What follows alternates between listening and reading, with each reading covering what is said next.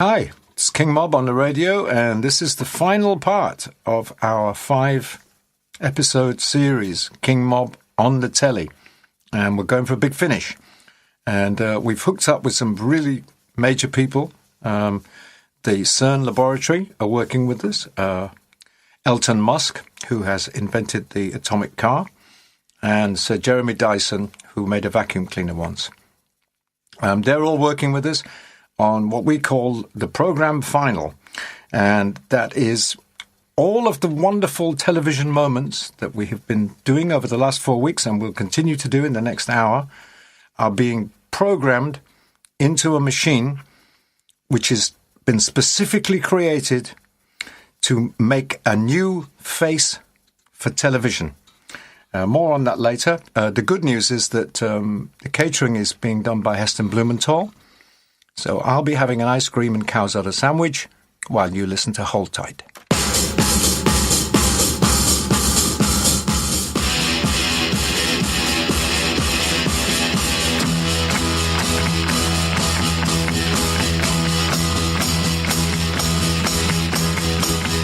Hold tight, count of three, gotta stay close by me and hold tight, sing and shout, just wrap around about and hold tight, shut your eyes, girl, you set me up for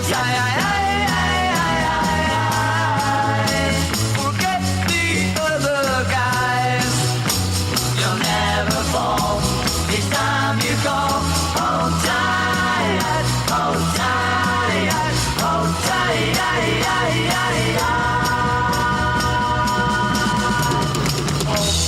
make me feel what you say is for real and hold tight, carousel, girl, you'll set ring my bell and hold tight, rainbow fly, swing it low, swing it high, we're gonna make the sky, you'll never fall, it's time you go, hold tight, hold tight, hold tight,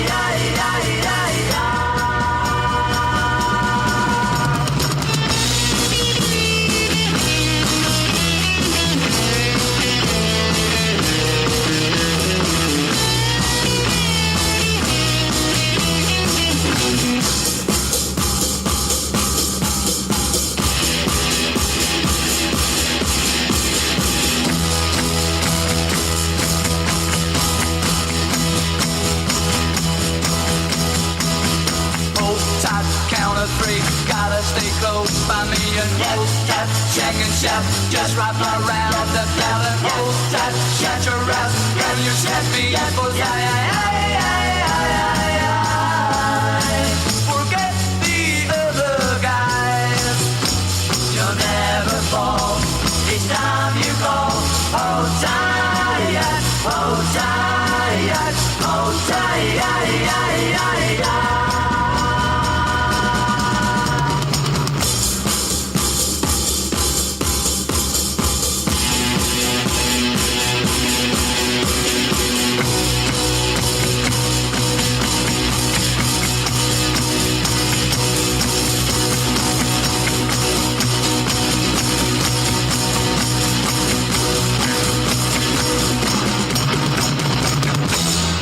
There you go. That's Dave D, Dozy, Beaky, Mick, and Titch. Get everything. And they were the Slade of the 60s sort of thing. And I think that's from 66. And they would have been on top of the pops, blasting that out, wearing frilly shirts, flared trousers, and mullet haircuts. Very appealing. Telstar. In 1962, and I mean, you only got fuzzy grey images from the UK, and what Telstar, the satellite, when they launched that meant that you could have fuzzy grey images from another country, like Belgium. And back in the 60s, we didn't even know there was a country called Belgium until Telstar. I thought it was just France. But apparently not. It was actually Belgium and Moors and Fritz and everything. And that started, the Telstar thing started the whole Eurovision Song Contest. That didn't last, did it? Or did it? Sorry, it's still going? You're joking. They still have that? Get out. You're kidding me.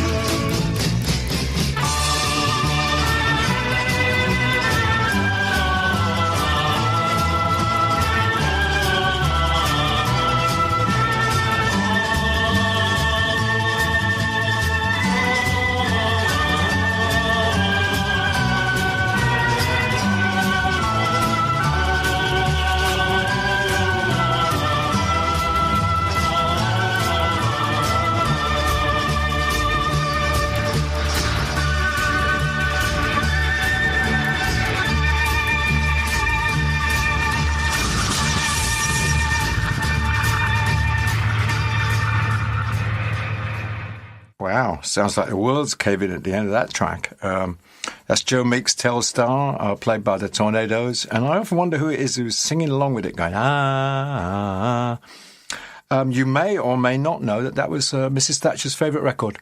When she appeared on Desert Island Discs, that was her number one choice.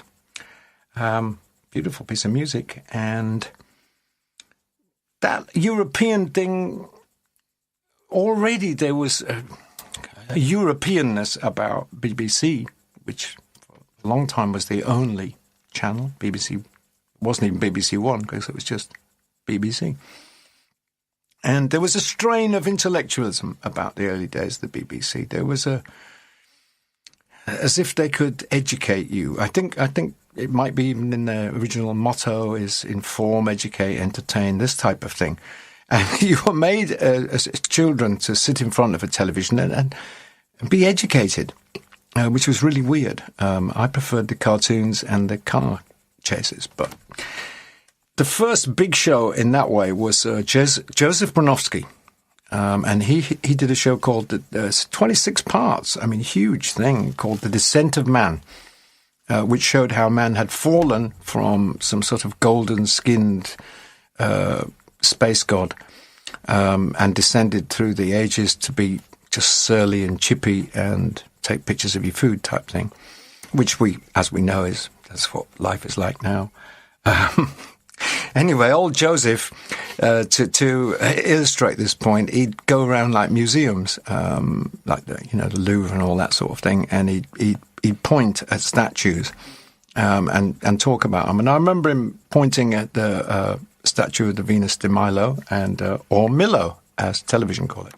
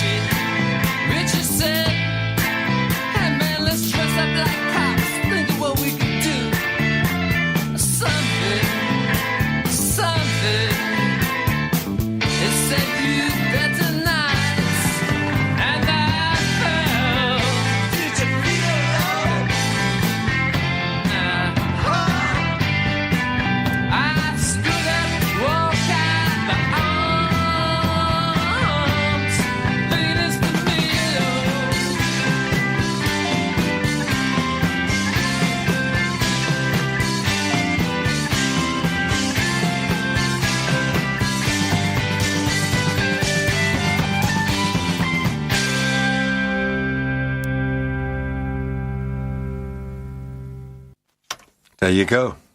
Young Tommy Verlaine and television. Everybody knows I like television. They're one of my favourites. I make no secret of it. Why should I? There's nothing to be embarrassed about. I'm doing a show on television, and I happen to love the band Television, and it fits with the theme. So I'm brief. Stop complaining out there. Let's talk more about intellectual television. Let's talk about arts programs. What do you need to remember about the music in arts programs is it's like a signal. For instance, in the early days of arts programs, they would play Stockhausen. Anyway, nobody liked that because it's just got no tune in it. And then they found Erik Satie. And Erik Satie is a French composer. And his stuff is offbeat and slightly austere, but it is tuneful. And so you'd see arts programs that just always be playing like Erik Satie. Eventually, that got replaced by Brian Eno. Was another signal of serious intent. If you had this music, Brian Eno's early ambient doodlings, which are quite good, He went off a bit, but his initial ambient stuff is certainly interesting. But he was used as a signal, and then they found Philip Glass. And Philip Glass, a serial composer, but still with melody. Good. So you almost every intellectual or arts or art-leaning program would play Philip Glass. Now, The Handmaid's Tale is a current show. Don't say I'm not up to date. I've never seen it because, as you know, I don't have a telly.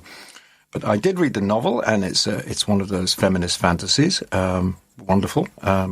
Men are all bad and women aren't. But it's all very austere, and I discovered this track where somebody had done something really interesting, and I hope you find it interesting. What it is, they took the vocal from Blondie's Heart of Glass, well-known popular song, and they combined it with the serial music of the composer Philip Glass. So that's Heart of Glass, Philip Glass. Here it is.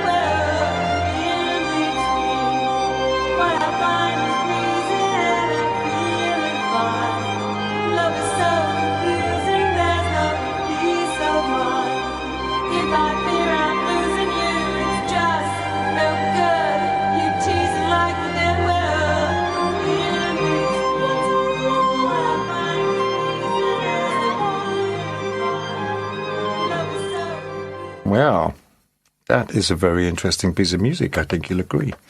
And but enough about arts programs. Let's talk about Michaela Strachan because she enlivened two completely different shows and two completely different strands of television. She was in the late night show Hitman and Her with Dave Waterman in the early days of club culture. For those of us that used to watch that thing, that was quite interesting, and I thought she's a smashing person.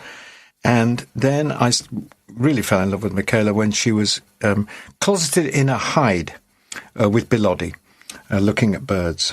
And they'd look at birds and just watch them. And that was television. As the woodland year draws to its close, the woods in the daytime are pretty empty of birds. The leaf fall is over, and the boughs and branches stand stark and gaunt against the sky. Small parties of birds drift through in daytime, and it's in the evening that the woods often become noisy with birds. Starlings gather in an oak tree in the wood before leaving to roost in a conifer plantation several miles away.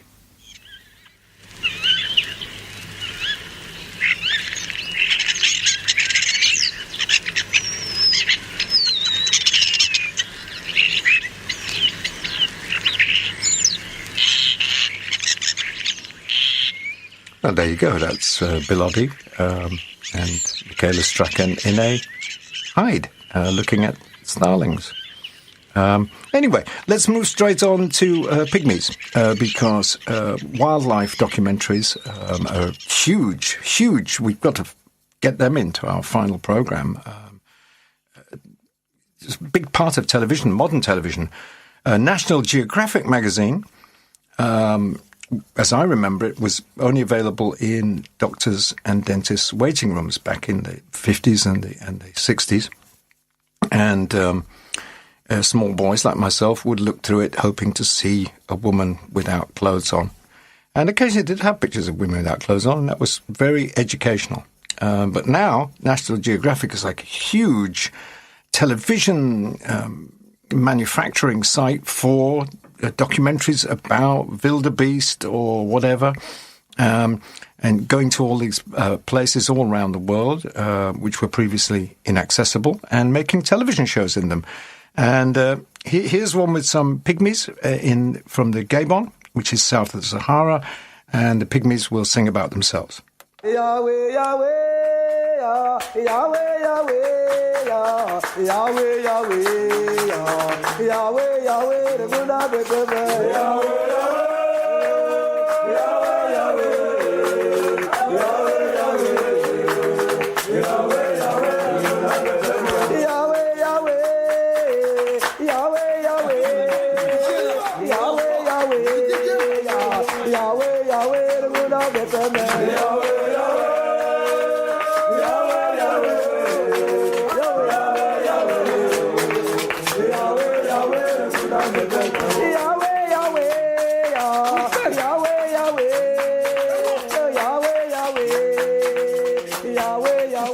Well, that's pretty damn good, in my opinion. Them pygmies, without instrumentation or anything, they're making a good old racket down there. And I guess that's the beauty, you know. How would you know about anything like that? I mean, I live in Lewes. I mean, you know, mind you, there is some people do sing here occasionally without music. But usually it's walking down the main street at, say, 12:30 on a Saturday night, and they're very drunk, and then they fall over. I used to live on High Street and watch them. It was great. I just used to sit there for a couple of hours and watch drunk people fall into things. Not that I'm saying bad things about Lewes, but I think I need to, because so many good things are being said about Lewes that it's attracting all sorts. So from now on, I'm going to, Lewes is a rubbish place to live. Nobody wants to live here. It smells. Anyway, enough of that. Let's move on to Pebble Mill at 1, because Pebble Mill at 1 was just in the 70s. I don't know how this thing started, but all the regions, the BBC regions, like there was a whole load of stuff in Birmingham, and they had to keep them employed. So they used the foyer of the Birmingham BBC Centre for this show, lunchtime show called Pebble Mill at 1, and it was amateurish and sloppy, but of course, well-known stars would go in hoping to plug their latest record or film or television show, and be interviewed by these. Alan Titchmarsh was an alumni of that show. That's where Alan Titchmarsh came from, and maybe you go back there one day, which would be good. But anyway, the music of choice. I mean, they did have have Clodagh Rogers on or something, or I don't know, Engelbert Humperdinck. But you could tell that the producers really liked trad jazz, because there was more trad jazz on there than anything. So in memory of Pebble Mill at 1, here is Kenny Ball murdering Midnight in Moscow.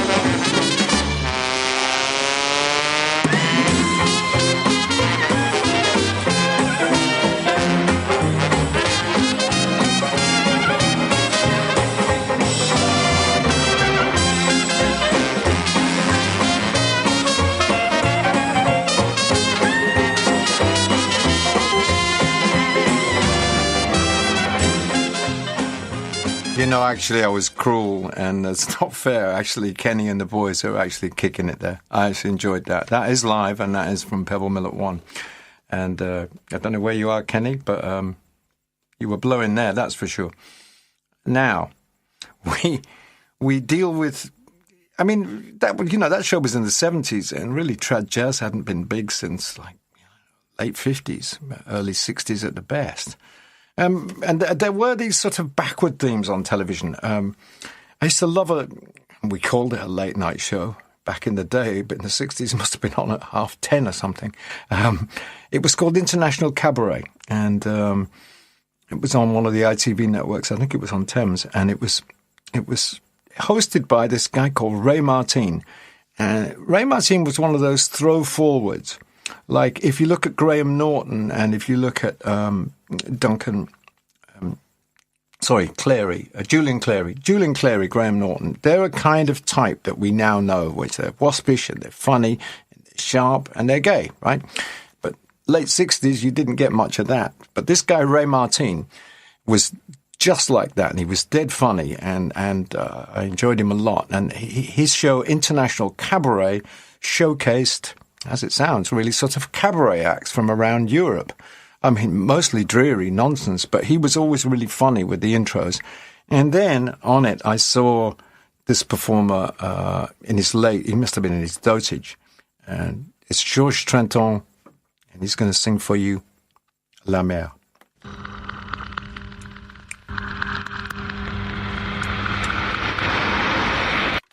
No, he's not. That's the Tornadoes again. It's that numbers thing. Here's Georges Trenton. I do it all again. Here's Georges Trenton. I love saying that. It's like I could do French. I did have a French girlfriend once, and when I spoke French, she just laughed. Tears had rolled down her eyes. She couldn't understand a word I was saying.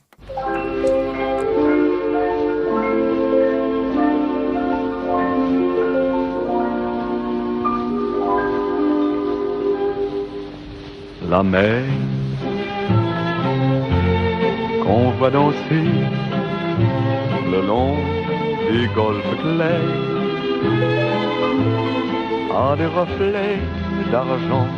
La mer, des reflets changeants sous la pluie. La mer au ciel d'été confond ces blancs moutons avec les anges si purs. La mer, bergère d'azur infinie. Voyez, près des étangs, ces grands roseaux mouillés. Voyez, ces oiseaux blancs et ces maisons rouillées. La mer les a bercés le long des golfes clairs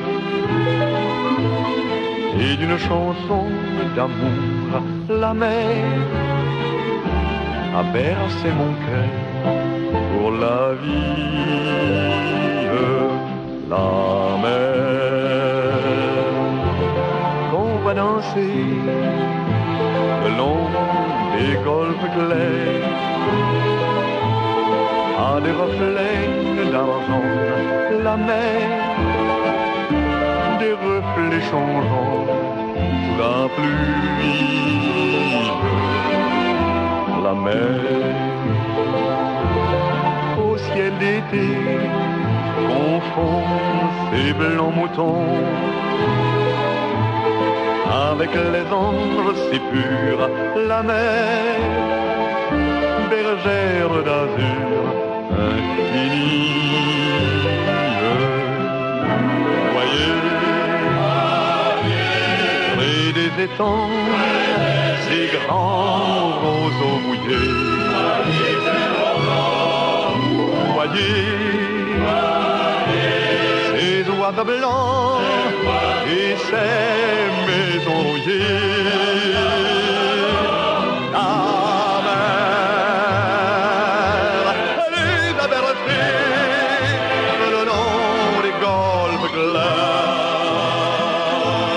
et d'une chanson d'amour. Là-bas a bercé mon cœur pour la vie.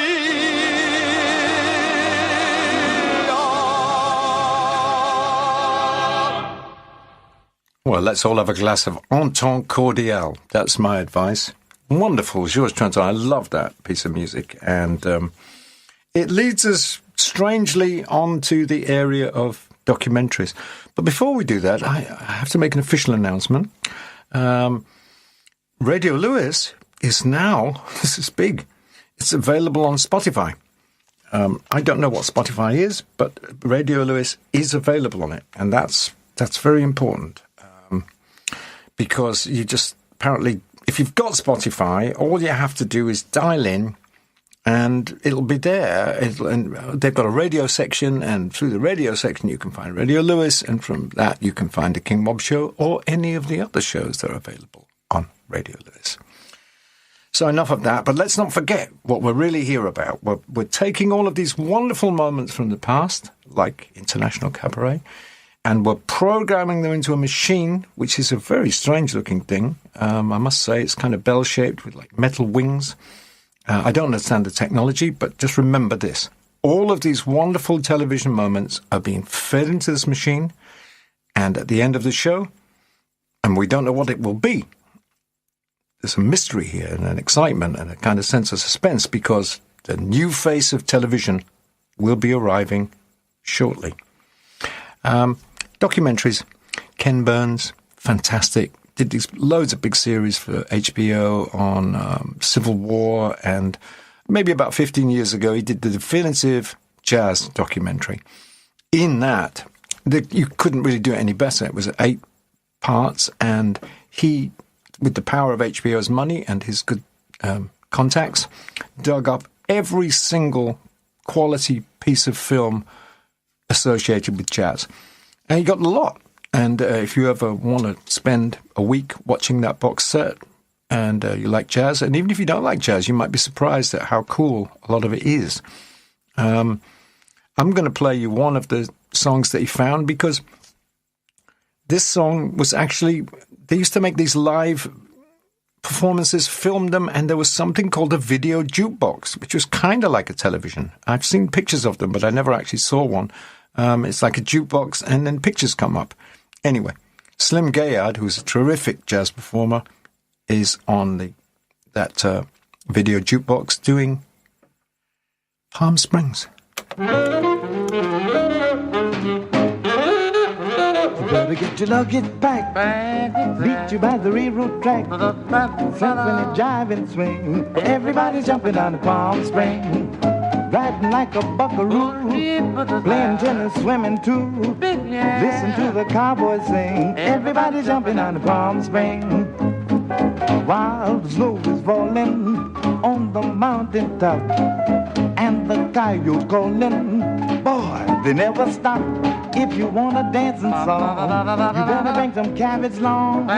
Filthy lucre is the thing for everybody jumping on the Palm Springs. Yeah, yeah.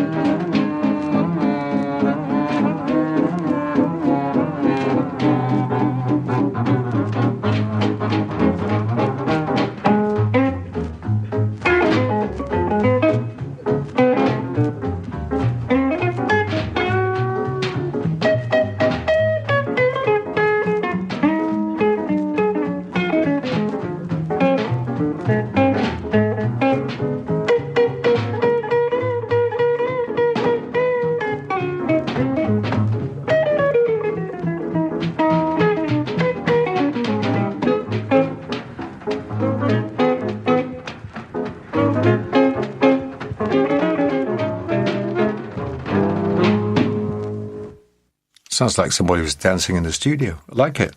Like they're really having a groove. I've been to Palm Springs. It's rubbish. It's just really hot. And you just have to be inside all the time with the air conditioning. I couldn't stand it. It's like, get me out of here. I was trapped there for a weekend. But that's another story. And we don't have time for such things. Paul McCartney. Rock documentaries. They're really rubbish. All of them. Just every... I mean, I'm making a rock documentary on sharks. And it'll be really good. Well, I hope so anyway.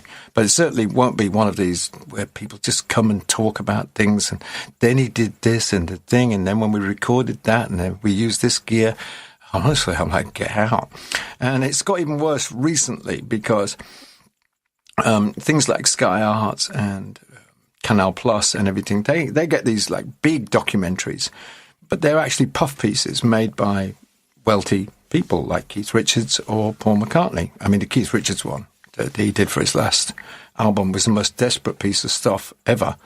I mean, like, Keith Richards is walking about and everybody go, oh, hey, fantastic, you're Keith Richards. And then he just plays really badly. And everybody goes, yeah, it's just great. And it just isn't. I'm sorry about that, but it just isn't very good.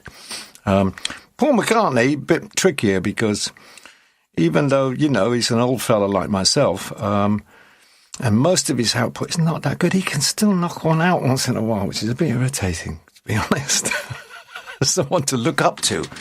And he's just recently done an album called Egypt Station, and they made one of these puff pieces that he pays for. So, you know, he's got exercises, he's right over the material to make himself look good. And it turns out that even though he's in his mid-70s, he's still having a rabid sex life. So much for Vera, Chuck and Dave.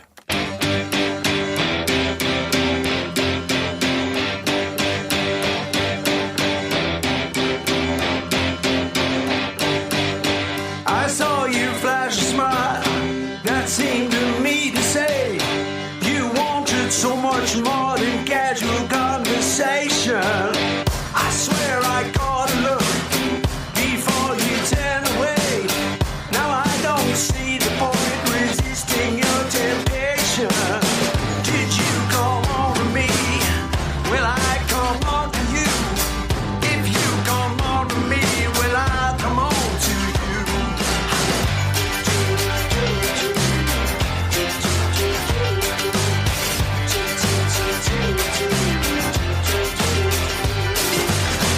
I don't think I can wait like I'm supposed to do. How soon can we arrange a formal introduction? We need to find a place where we can be alone to spend some special time without an interruption.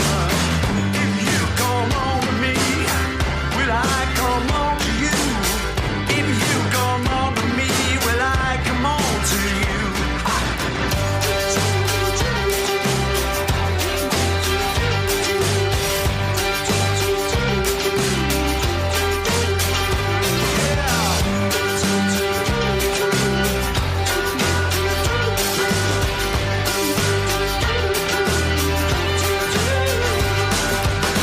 Before you grab your coat, I'll try to be discreet.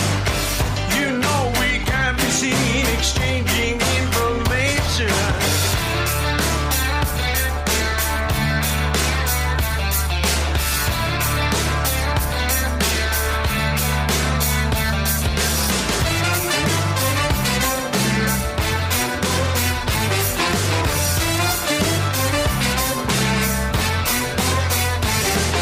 Well, I saw you flash a smile that seemed to me to say you wanted so much more than casual conversation.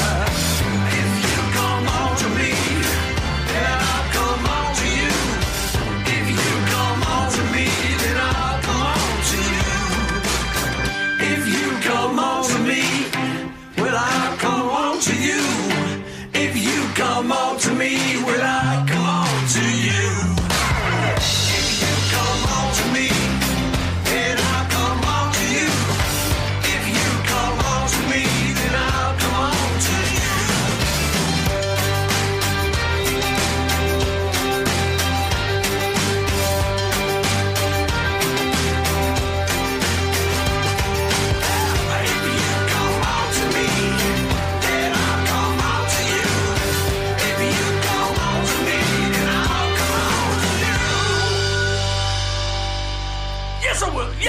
yes I will now. Yes I will, yes I will, yes I will now. If you come on to me, then I'll come on to you. If you come on to me, then I'll come on to you.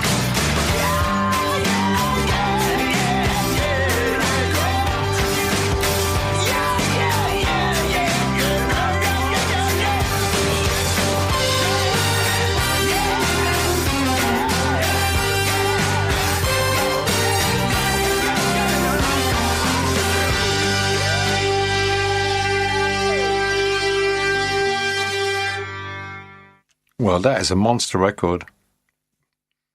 Credit the old dude. I mean, that is a monster record, I'm afraid to say it. And it probably won't be the last time I play that, because that is something else. And nobody's been more rude about the Beatles than me, as you all will know. But I'm not going to be rude about the next show because it's tricky, because winter is coming.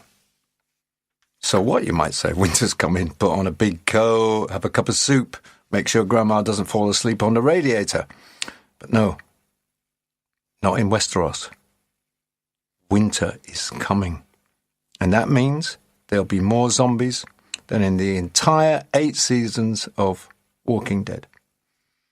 It means there'll be a horrible ice demon who looks like he's had a poker shoved up his bottom and stares at you in a really nasty way. Anyway, here's the theme from Bums and Dragons.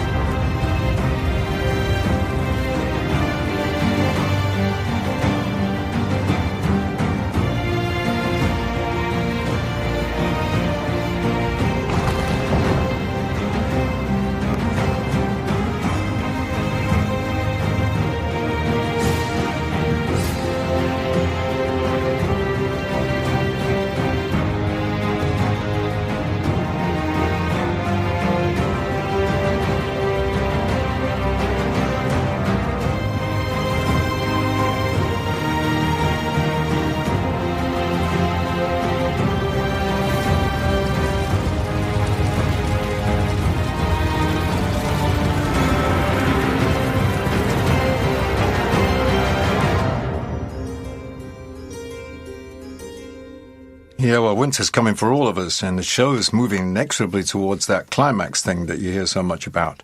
And so I've got to speed up and move on and deal with advertising and advertising music. And I worked for years in advertising music, and it was the only time I was ever successful.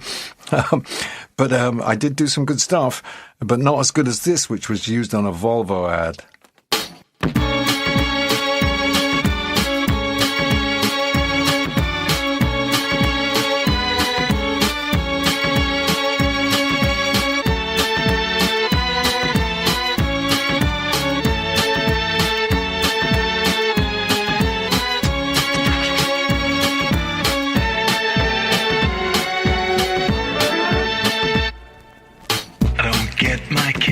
Out of you,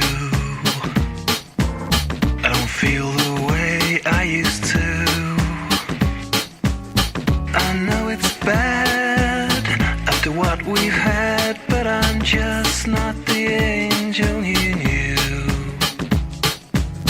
I don't get my kicks out of you. I don't get my kicks out of you. You're just too good to be true. The booze and pills, the cheapest thrills, they mean more to me now than you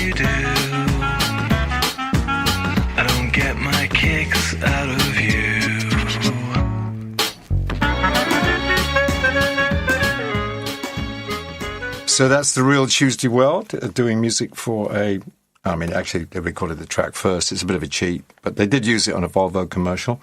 I dug out a piece of my old advertising music that I'd messed around with in a TV way, and I had done music for what used to be called the Milk Marketing Board back in the day.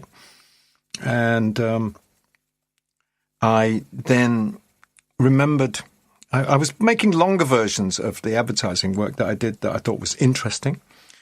And I found that I had become very, very interested years ago in televangelists when I was in America. This would be, say, 70s sort of thing, late 70s. And all these guys used to come on healing people and doing all these kind of, miraculous on-screen conversions.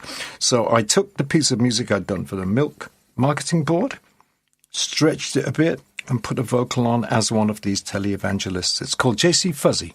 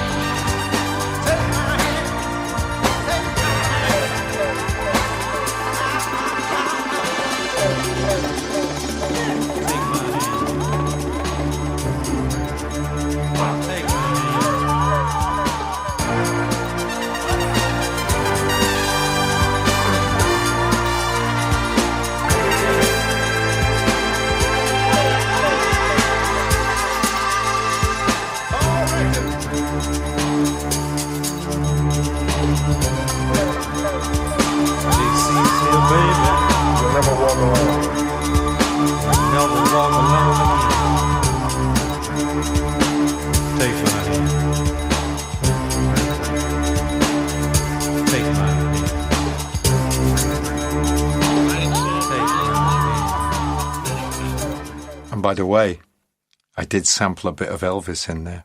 So that's like me singing with Elvis. I mean, sometimes when I do live shows now, I sing over like CDs. I do a thing where I sing to Miles Davis. And it's so cheeky, but I just enjoy it. I mean, how else would you get a chance to actually sing with these wonderful talents that have passed away and you're never liable to meet them? And if they did, they probably wouldn't give you the time of day.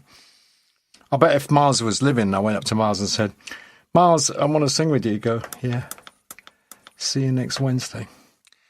But we're nearly there. Excitement's mounting now. The machine's buzzing and humming. The future of television is imminent. The end of the show is imminent. It could be the end of everything or the beginning of something new. I don't know what I'm talking about. Here's Futurama.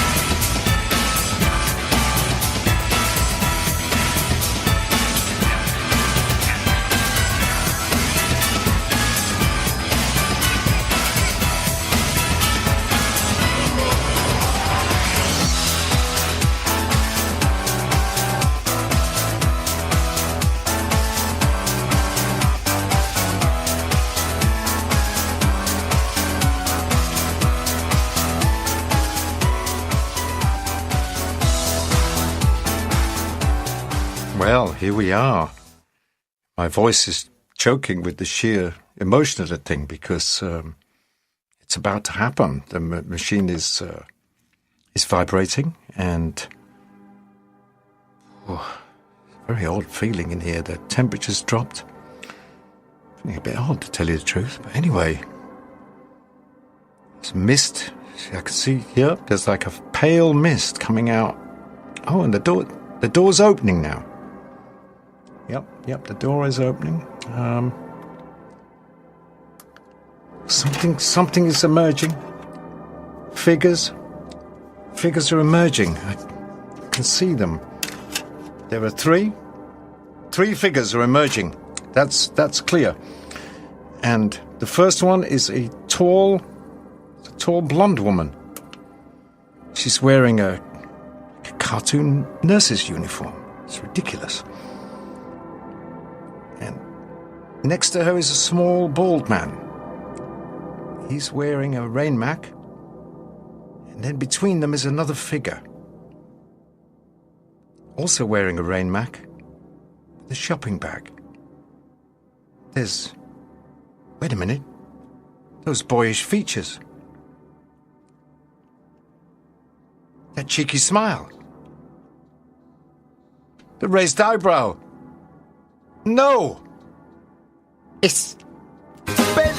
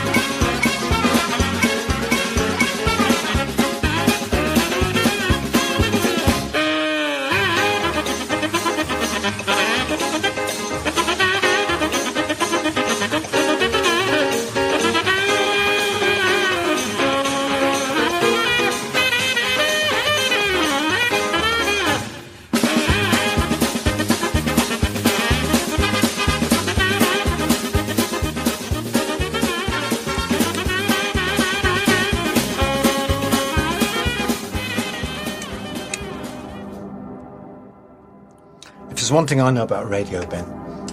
You don't leave the mic on because if you leave that fader on, they can hear what you're saying at the end of the show. It would ruin the whole illusion. It would give it all away, as though, we hadn't actually got that science fiction machine and everything. But they're the public; they'll never know. I mean, they're all out there doing stuff, having a cup of coffee.